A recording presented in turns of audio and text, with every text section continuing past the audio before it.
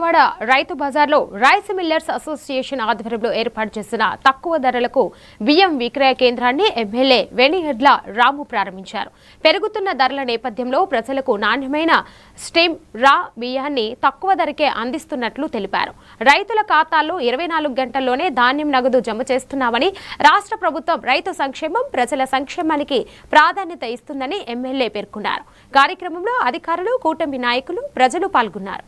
శాఖ మంత్రి మనోహర్ గారు ఈ ప్రోగ్రాం చేయటం, అందరు రైస్ మిల్లర్స్ అందరికి చెప్పటం, దాన్ని 7-8 రోజుల్లోపు యాప్ కూడా ప్రిపేర్ చేసి మొత్తం అంతా కూడా రెడీ చేసుకుని ఇప్పుడు ఆల్రెడీ ప్రజలకి మనకి ఈ కార్యక్రమం ఉపయోగపడేట్టుగా తీసుకొస్తే కూడా బియ్యం అంతా 10 రూపాయలు తక్కువలో ప్రతి అంటే ఇప్పుడు మనకి రేట్లు ఎక్కువ అయిపోతున్నాయి.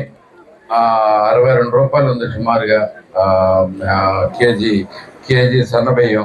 అలాంటి దాన్ని 52కే అందించాలి అని చెప్పేసి రేట్లు తగ్గించాలని మనోహర్ గారు ఏ రోజైతే అనుకున్న ఆదేశించారో ఆ రోజు నుంచి చాలా క్విక్గా ప్రోగ్రామ్ జరిగిపోయింది. అంత సంచులు రాని పరిస్థితి నానా రకాలుగా ఉండేది.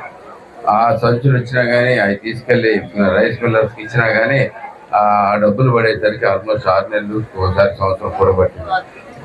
లాస్ట్ టైం అయితే కనుక మా ప్రభుత్వం వచ్చిన తర్వాత ఇవ్వడం జరిగింది. ఆ మనీ కూడా బాకీ పెట్టిపోయారు.